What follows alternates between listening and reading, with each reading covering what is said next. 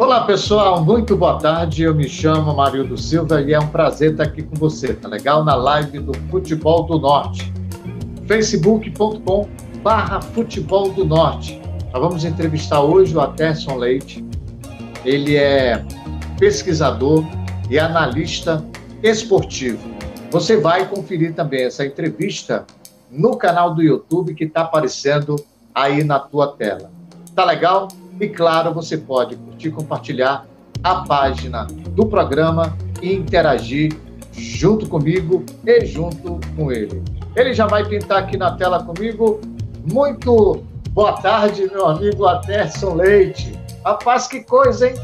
Eu achando que era com você, mas na verdade era comigo aqui. Estamos começando um pouquinho atrasado por conta, não de problemas técnicos, mas de compreensão de onde estava o problema. Já afastei os 2 fones de ouvido e eu peço desculpas ao internauta, peço desculpas também ao Aterson Leite, para que a gente, por conta do atraso, e claro, a gente vai falar de números, da Série D, Série C, vamos dar uma explanada também na Série A e Série B do Campeonato Brasileiro. Boa tarde, tudo bem contigo, meu amigo? Boa tarde, Amarildo. Boa tarde a todos os internautas que acompanham o Futebol do Norte. É um prazer enorme estar aí participando da tua resenha e espero poder ajudar bastante aí com números, com alguns debates que a gente vai poder fazer ao longo desse encontro.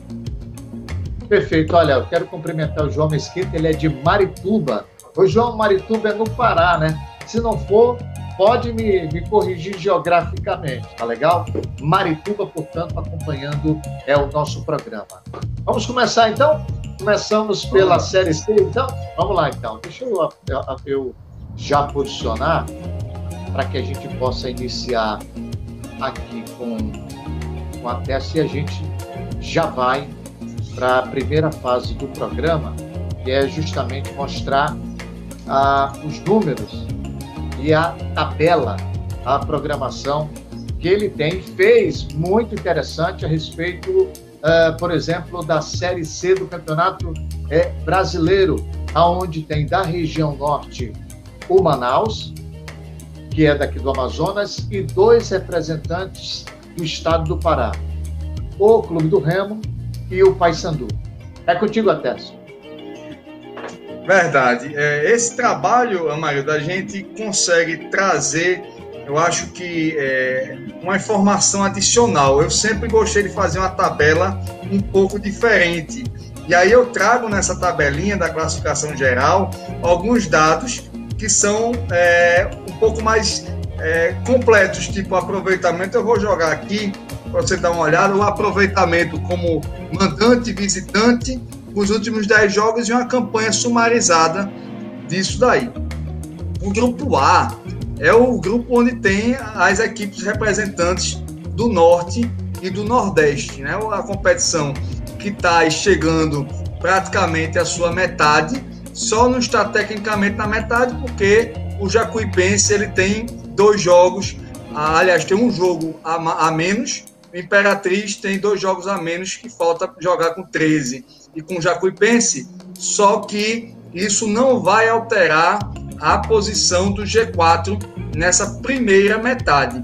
Uma primeira metade que ela traz algumas surpresas, né? A surpresa maior do grupo é realmente a campanha da Jacuipense, em que pese agora só está com 10 pontos, mas que trouxe muito trabalho para os times da sua chave, né? Tanto que até a derrota sofrida por Vila Nova, o time baiano estava a 6 jogos sem perder. O grande representante do Norte, neste momento, é o Remo. O Remo que vem aí com 2 vitórias consecutivas, não perde há 3 jogos e nesses 9 jogos disputados só sofreu uma única derrota. É verdade que ele teve aí uma sequência de 5 jogos sem vencer, mas isso foi muito em detrimento de alguns empates, né? Foram 5 jogos sem vencer, mas com 4 empates. O que preocupa, falando dos times da região norte, Amarildo, é a posição do Paysandu e do Manaus. O Paysandu, ele estava numa fase que acumulou muitas derrotas, né? Então ele chegou a passar aí tendo 3 derrotas em 4 jogos, conseguiu se recuperar, vencendo 2 partidas. Vou até trazer aqui o detalhamento do Paysandu para que a gente consiga observar essa campanha dele. Não sei se você já está vendo os números do Paysandu, que tem um aproveitamento como mandante de 46,7% e como visitante de 33,3%. Então perdeu o clássico para o Remo, né, mas vinha aí numa recuperação, quando ele goleou o Imperatriz por 6-1, depois venceu o Ferroviário por 2-0 como visitante e tinha empatado também fora de casa com o Botafogo de João Pessoa. E temos o representante do Amazonas, que é o Manaus. Muitos empates, né, Amarildo? O time não vem conseguindo obter vitórias e isso vem pesando muito.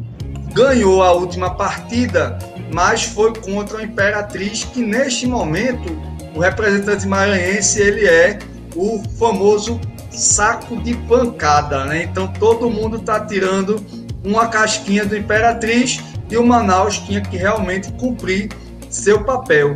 Mas o representante do Amazonas veio tropeçar aí nos 2 jogos anteriores como mandante, não conseguindo vencer a frágil equipe do 13 e um empate sem gols contra o Santa. Então, quando a gente volta para a tabela, a gente tem aí novamente o quadro onde esses 4 primeiros, Santa, Vila Nova, Remo e Ferroviário, eles já começam a criar uma certa distância. Paysandu e Manaus, que vem na 5ª e na 6ª posição, podem sim se recuperar, afinal faltam 9 jogos para essas equipes. Mas numa competição de tiro curto, como é a Série C, não pode vacilar muito, né? Então, se deixar essa distância aumentar, quando chegar na reta final, não vai conseguir tirar. Então, fica aí o alerta para as equipes do Grupo A da nossa Série C.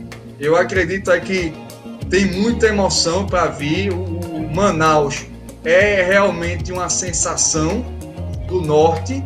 Não sei qual é a sua visão hoje sobre o Manaus, mas é uma equipe que em pouco tempo conseguiu, principalmente em competições nacionais, trazer bons resultados. E isso é muito importante, né? A importância para que equipes do norte do país, elas se fortaleçam e criem seu espaço novamente nas séries A e B, principalmente na Série B, que é algo muito mais tangível no curto prazo. Verdade. Só lembrando, o Adedson Leite, esses dados todos eles são coletados de súmulas oficiais, que ele coleta junto à CBF e coleta também junto às federações, correto? Mas principalmente se tratando das 4 divisões do brasileiro, o teu trabalho de coleta de dados é voltado, na sua grande maioria, ou totalidade, à CBF, às súmulas que a CBF detém? Verdade. Porque hoje o documento, Amarildo, mais confiável que você tem para fazer qualquer análise é a súmula. Eu venho de uma escola que antes a gente, para pesquisar, quando você não tinha acesso à informação, a gente tinha que pegar o jornal e recortar as fichinhas dos jogos. E aí o que acontecia? Muitos desses jogos eles vinham com informação incompleta. Faltava cartão, faltava uma série de coisas. E quando você queria fazer análise para saber se o jogador estava suspenso, né, quantos cartões tinha, perceba que hoje cartão amarelo e vermelho são critérios de desempate. Verdade. Então é importantíssimo, né, você ter. E a CBF, graças a Deus, foi uma federação, não só a CBF, mas várias federações que hoje disponibilizam a súmula eletrônica, facilita bastante, porque para o internauta que não sabe como é que funciona, eu vou só explicar bem resumidamente.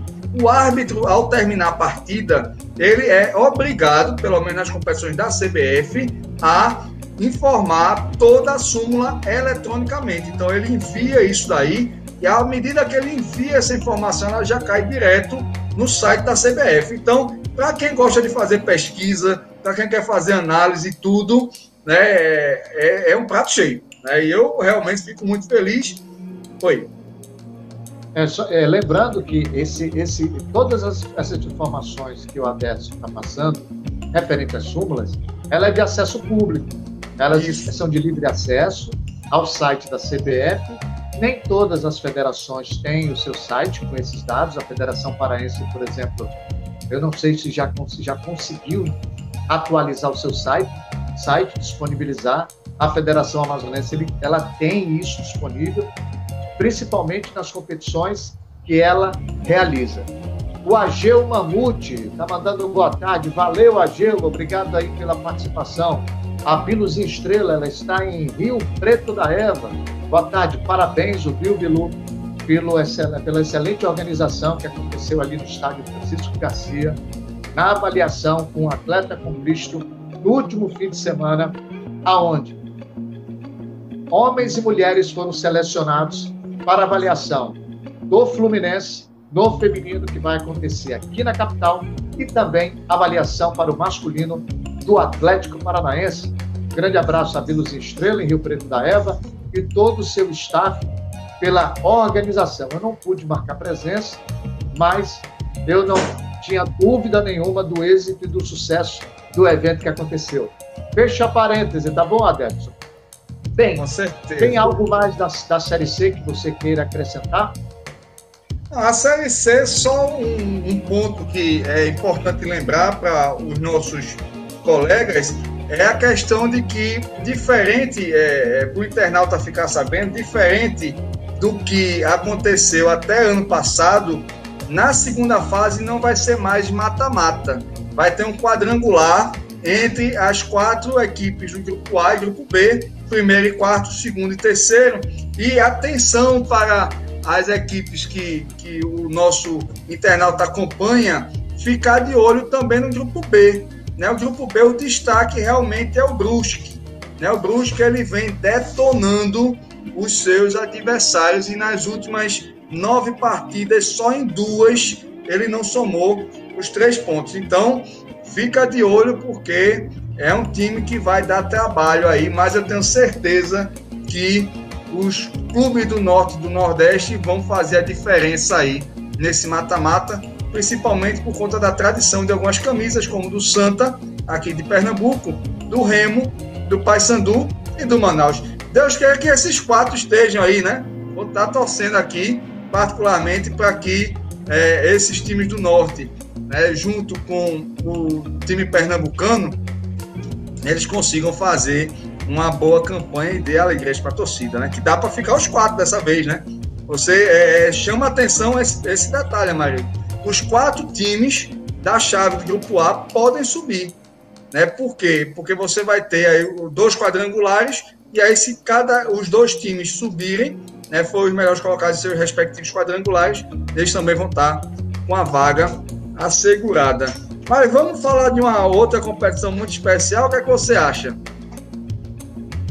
Vamos sim. Vamos tem um campeonato que eu sempre chamo do campeonato. Deixa eu só mudar a tela para que a gente depois... Eu vou sair daqui dessa tela para que a gente depois vá entrar no campeonato que eu considero particularmente, que é o verdadeiro Campeonato Brasileiro. Perfeito. Você sabe que competição que eu estou falando, não? Eu acredito que seja a Série D. Exatamente. A Série D é uma competição fantástica. Eu, particularmente, tenho a melhor satisfação do mundo para apresentar dados que eu acho que poucas vezes eram divulgados. Eu já estou colocando na tela para que você veja aí as informações. Pronto, olha aí. Competição com nada menos que 68 times que começaram a partir da fase preliminar, e agora nós temos 64 na fase de grupos, né? A fase que vai começar a separar homens de meninos, né? Então, a gente está aí, alguns dados interessantes, apesar da Série de ter começado há pouco tempo, são muitos jogos, viu, Amarelo? Para quem gosta de futebol, é prato cheio. 126 jogos, a gente já tem aí quase um quarto da competição, né? Onde você teve apenas 32 empates, né? Quem manda realmente é o mandante, né? O mandante tem aí um aproveitamento de mais de 50% dos pontos, 51% dos pontos, mas o visitante tem dado um trabalhinho, viu? 40% dos pontos disputados caem no colo dos visitantes, né? Uma média de gols fantástica. A competição, a maioria, é a que tem a maior média de gols do Brasil, entre as 4 séries, com quase 2,5 gols por partida. São 312 vezes que a bola balançou, só que ontem ficou devendo, né? Teve jogo ontem pela Série D, 0-0, 0-0, ninguém marcou gol ontem, é uma coisa interessante. E eu queria trazer alguns outros dados para você, antes da gente entrar no detalhamento do grupo, né? Primeiro, sobre a classificação, né? Então a gente tem aí o grupo A1, que é um grupo que tem o charme da toda a região norte, né? Então você tem aí o FAST do Amazonas liderando a competição com 7 pontos, mas está todo mundo embolado. Não tem vida fácil para ninguém, né? Então tá o Ji-Paraná com 7, Bragantino e Galvez, todo mundo embolado na primeira posição, e olha que já foram disputados 4 jogos. E o Rio Branco, o gigante do Acre, ele também não deu distância, né? Então, a gente tem aí 6 times aí, praticamente, até o 7º, que o Atlético Acreano está com 4. Então, a diferença do 4º para o 7º é de apenas uma vitória, Marildo. E aí, só o Independente realmente que está um pouquinho alijado dessa disputa, que eu acredito que vai ser acirradíssima, viu? Essas vagas no grupo A1. O grupo A2 tem aí também alguns times que representam a região, como o Baré, tá aí com 5 pontos, está ocupando uma vaga no G4, né? Então tá aí com 5 pontos, né? Não começou muito bem, mas conseguiu sua vitória, tá com mais 2 empates e tá aí com 5 pontos. Perdeu a invencibilidade, inclusive, na última rodada, mas ele começou com 2 empates. E você tem o Santos do Amapá, ele também está aí um pouquinho afastado, mas lembrando que é um grupo que está mais embolado do que o próprio grupo A. Por quê? Porque o 4º colocado ele tem 5 pontos e o 8º colocado tem 3 pontos. Para quem conhece futebol, sabe que uma rodada quem está ali em 4 pode despencar e o 8º pode assumir uma posição no G4, o que traz aí a competição muito interessante. Queria só trazer alguns números gerais. O ABC, de forma mais global, o ABC tem o melhor ataque da competição e o FAST tem o 3º melhor. São 2,5 gols por partida para a equipe amazonense. A gente também tem o Bragantino do Pará com um dos 10 melhores ataques entre essas 60 equipes, e o Baré também não fica para trás. E temos também entre as defesas de Pernambuco, você tem um representante Salgueiro que não sofreu nenhum gol. E o Rio Branco do Acre só sofreu um gol. Oi. Tá me ouvindo? Aderson, atualiza para a gente. Estou te ouvindo perfeitamente. Então, olha, é uma chuva de dados, viu? Inclusive, não é 4 horas da tarde, mas já se prepara. Quando você for me chamar, sempre que a gente vai ter essa chuva aqui, né? Tem a chuva tradicional e tem agora a nossa chuva de dados, né? Que ela vai ficar aí para sempre que o seu internauta quiser buscar os dados conosco. Estou à sua disposição. A propósito, o Adetson, ele vai estar uma vez na semana conosco, fazendo um apanhado como o de hoje. E eu queria lá, se a gente pode abrir uma janela, porque você também você está reativando um site, né? Tem previsão de reativar esse site? Tem sim. Eu acredito que até o final do mês a gente já esteja com o site ativo. Eu sou muito perfeccionista em algumas coisas, Amarildo, e aí eu queria fazer ele realmente um site completo e nunca visto na estatística do futebol brasileiro. Ele já está no ar, mas ainda tem algumas coisas a acrescentar, que é o tabelão.com.br, mas ele ainda não está com os dados atualizados. Eu estou ainda fazendo o incremento de base e eu acredito que no final do mês o tabelão vai estar aí à disposição de todos os internautas, fazendo uma coisa que todo mundo deveria fazer, que é o Campeonato Brasileiro de A a D, porque o D realmente é onde o futebol brasileiro se representa. Você tem ali aquele grupo da Série A que não muda muito, mas que regionalmente ele está muito concentrado no sul e sudeste do país. Mas a Série D, ela dá oportunidade para todos os times. E aí é que onde você, torcedor do futebol do Norte, você vai conseguir se identificar. Porque a gente tem que ter muito orgulho, eu sempre falo isso, sabe, Amarildo?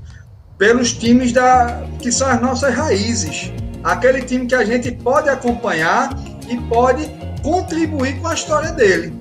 É lógico, você sempre vai ter admiração. Quem é o torcedor hoje que não consegue ver um Bayern de Munique e não fica admirado com a qualidade, né? Mas a gente tem que valorizar nosso futebol local, porque é ele que, de repente, sendo bem fomentado, ele vai trazer os nossos grandes valores.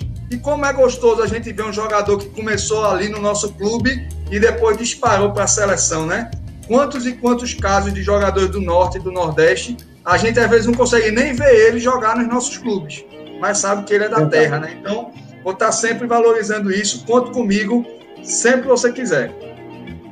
Eu te agradeço, Futebol do Norte também, lembrando o Aderson Leite, ele é analista esportivo, pesquisador e faz um trabalho excepcional na coleta de dados e um compartilhamento desses mesmos dados com jornalistas espalhados por todo o Brasil. Tem comentários aqui, o Paulo Sérgio Silva, Amarildo, deixaram o Iranduba falido, lamentável. Meu amigo, e aí a coisa vai ficando complicada. O Roberto Arouche, ele diz o seguinte: por que o Hamilton não entra como titular? O cara na área é sensacional. Valeu, Roberto Arouche, obrigado pelo teu comentário.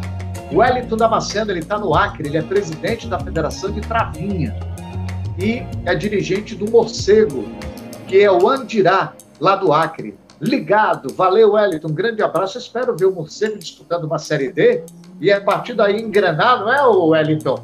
Começar a chupar o sangue e subir. Estou brincando, meu amigo Wellington, ele é que dirige. O Morcego, porque é o mascote lá do Andirá, viu, o Aderson?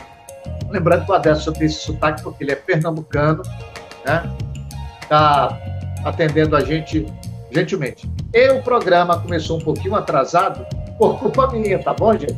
Eu estava dizendo, Aderson, vê se não foi aí o teu celular, vê se não é o computador, vê se não é o fone. Na verdade, eram os meus 2 fones que não estavam ajudando em absolutamente nada.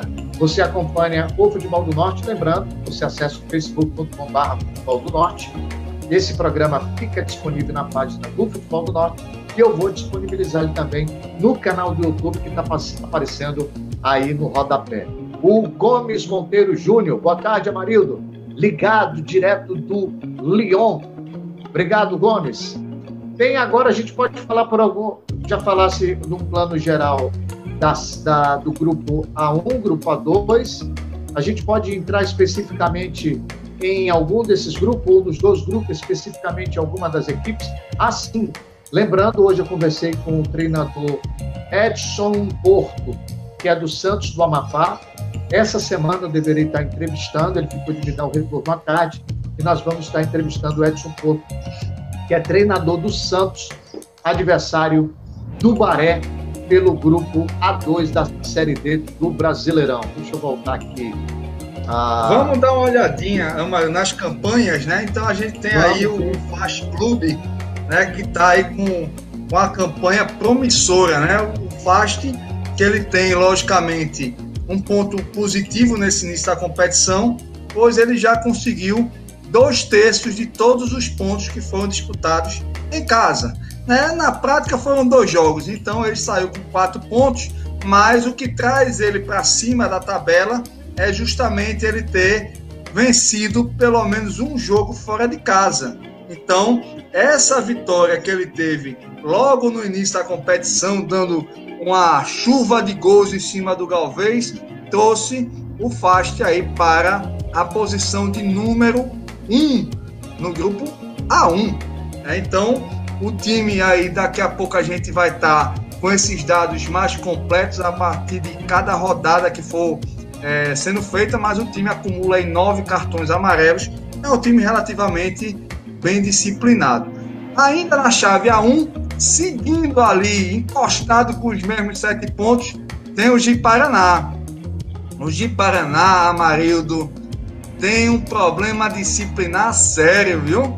3 cartões vermelhos já na competição e 13 amarelinhos, né? O time também conseguiu uma vitória fora de casa e conseguiu 4 pontos entre os 6 disputados. Começou com empate junto com o Atlético Acreano, foi fazer uma turnê aí perdendo para o Vilhenense e depois se recuperando diante do Independente. E aí, na última rodada, sapecou 4 no Bragantino, que até então era o líder da competição, né? Então, segunda posição para o Ji-Paraná. Parece que o Ji-Paraná tem aí também uma campanha promissora vindo, né? Não sei se você concorda. E na terceira posição sim, nós temos o Ji-Paraná. Só para acrescentar uma informação a respeito do Ji-Paraná, o Ji-Paraná, na temporada, somando os 2 jogos do campeonato estadual e somando os jogos até o Vilhenense, ele era a única equipe do país ainda invicta, e perdeu aquele jogo para o Vilhenense e perdeu a sua invencibilidade. E o Baré nos 5 jogos até então, eu já estou saltando para o grupo A2, aproveitando o valo, o Baré, ele fez 5 jogos, na pré-série D venceu os 2, vinha de 2 empates, venceu o seu jogo seguinte, e no jogo diante do Sinop, eu acreditava jogando em casa, exatamente, venceria o Sinop, ele perdeu o jogo. Mas o Anderbal Lana, eu conversei com ele numa entrevista, ele disse: Amarildo, eu tinha 16 jogadores, 5 amadores e perdi 4 profissionais para essa partida diante do Sinop. Mas vamos lá, você vai começar pelo A2 ou pelo A1? Você que manda. Só completando a informação do Baré, que você estava falando, eu coloquei aqui já na tela. Veja que uma outra característica do Baré é o poder de fogo do seu ataque, né? Porque nessas 4 partidas que disputou na Série D, o time marcou em todos os jogos. E apenas contra o São Raimundo, partida na qual ele venceu, ele não marcou mais do que um gol. Então foram 2 gols no Moto, 2 no River e 2 no Sinop. Infelizmente, para a torcida do Baré, o jogo do Sinop foi um jogo acirrado, mas que terminou com a vitória da equipe do Mato Grosso, né? Então, o que é que acontece? Você tem no grupo A1, só para a gente terminar de comentar aqui as classificações, o Bragantino, que também vem sendo uma boa surpresa, né, Amarildo? Ele vem aí com 7 pontos também em 4 jogos, estava invicto, tinha vencido bem os seus 2 jogos dentro de casa, mas não resistiu ao Ji-Paraná e levou uma sapecada de 4 gols. Mas tem um aproveitamento de 100% como mandante. Time que também não leva muitos cartões.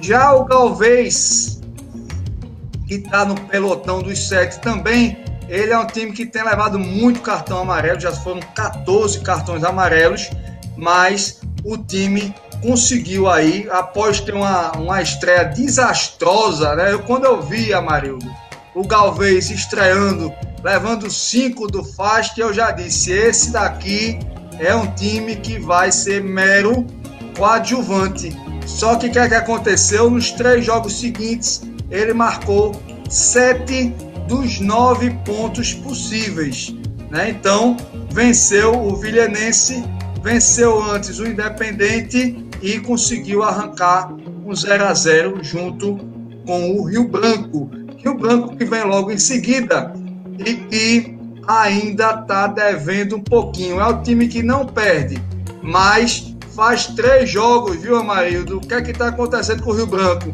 É só 0-0, está faltando gol. No campeonato que tem mais gols, o Rio Branco está com 3 0-0 consecutivos, Amarildo. Me explica o que é isso. É verdade, o time ainda contratou recentemente um atacante para suprir essa carência, né? essa ausência de não ter ainda um matador, o Rio Branco. E o Galvez, aquele 5-1 do Fast Clube, foi atípico. Por quê? O Galvez, naquele jogo, na sua estreia contra o Fast, não pôde contar com 10 titulares. E o Fast, não tirando os méritos, se aproveitou da situação e conseguiu... Não tinha nada a ver com isso, né? Não tinha nada a ver com isso, fez uma larga vantagem e conquistou seus pontos. Olha, o José Ribamar Silva, ele de Paraná vai jogar em Bragança e tem fora do Bragantino. Tem um retorno, no caso, eu acho que acredito que ele estava falando. Valeu, José Ribamar Silva Dias, obrigado pela audiência. Você pode participar junto comigo e também com a Adedson Leite da exposição da Série D, Série C, o que ele já fez, e também, vamos ver se o tempinho permite, ele dá uma explanada geral na Série A e na Série B do Brasileirão. Parou no Rio Branco. Seguimos para onde, Adedson? Vamos agora olhar um pouquinho o Vilhenense, né? O Vilhenense que começou mal e está com a campanha um pouco irregular, mas tem potencial, tá na briga, viu? Apesar de também ser um time que começou o campeonato de forma muito indisciplinada, com 14 amarelos e 3 vermelhos, o time ele vem conseguindo aí fazer pontos dentro de casa.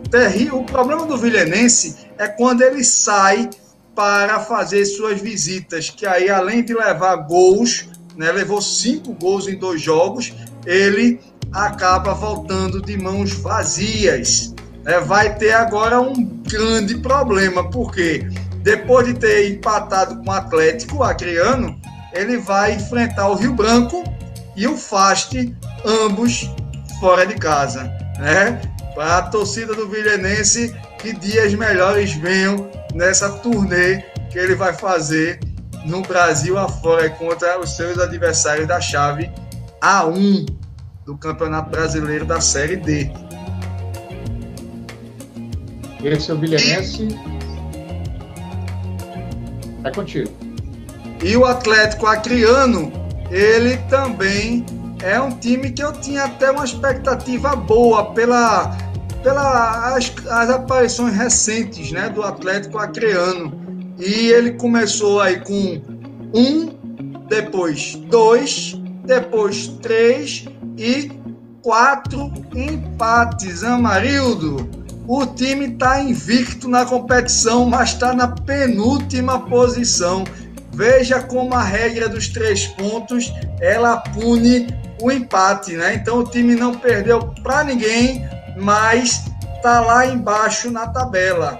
É o time que realmente não vem conseguindo obter resultados, apesar de ter marcado gol em 3 das suas 4 partidas, mas empata aqui, empata ali, é a empatite que vai atrapalhando os caminhos do Atlético Acreano.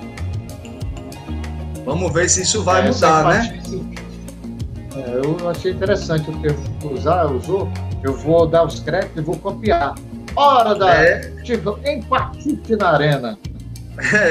A empatite está presente em muitos times, né? Inclusive aqui de Pernambuco, o Central também está lá na chave A4 ontem, empatou de novo. E para fechar a chave A1, a gente tem o Independente. O Independente, ele também está numa sequência, só que a sequência, Amarildo, é de derrota. O time começou mal, foi piorando e agora no dia 4/10 foi uma tijolada do Fast com 4 gols que deixa o time isolado na lanterna da competição. E também uma coisa tem que ser observada: 5 cartões vermelhos para o time nessa soma de 4 rodadas. Eu não estou com detalhe técnico para lhe passar agora, mas provavelmente pode ter até alguns membros da comissão técnica envolvida. Eu depois vou lhe dar esse detalhamento, mas é muito cartão vermelho para pouco jogo, viu? Não sei onde é que isso vai parar. O Independente parece-me que não vai ter grandes aspirações nesta Série D. Lembrando que o Independente, o técnico do Independente, é o Charles Guerreiro, que jogou por muito tempo no Flamengo, ídolo do Flamengo, e que volta a dirigir o Independente de Tucuruí, mas a equipe nitidamente está distante das fases que já disputou o Campeonato Brasileiro na Série D, distante daquele nível de competitividade, o que é uma pena mesmo. Uma equipe muito simpática que sempre, quando disputa o Paraense, complica a vida, ou no País ou no Clube do Remo. E na chave A2, é só a gente passando um pouquinho para dar uma olhada na classificação.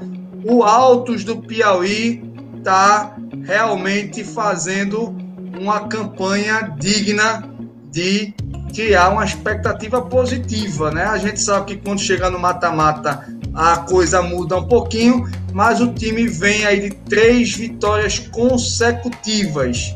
O São Raimundo vem logo atrás junto com o River e a gente tem o Baré, a qual a gente já falou.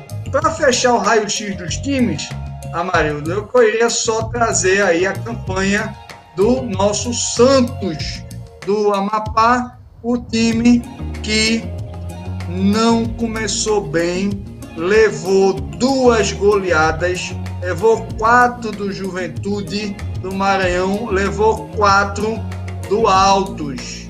Depois conseguiu, fora de casa, uma vitória por 2-1 contra o Sinop, mas voltou a perder para o São Raimundo. Um ponto que pode ser positivo nessa campanha do Santos é que, além dele não estar ainda tão distante do G4, o que pode indicar ainda sinais de reação, ele jogou das 4 primeiras partidas, 3 foram como visitantes. Então, se o time do Amapá conseguir resolver seus problemas, ele vai ter uma boa chance de, dentro de seus domínios, tirar essa diferença que hoje é de apenas 2 pontos. Segue com você. Perfeito. Olha, nós estamos aí, eu estou já me aproximando do tempo aqui que a produção me permitiu. Eu vou ficar devendo, tá, Edson, onde a gente passar a Série B e a Série A. Só uma informação a respeito do Altos. O Altos tem um treinador chamado Fernando Toné. Fernando Toné foi o primeiro treinador do país a conseguir o seu registro no BID da CBF.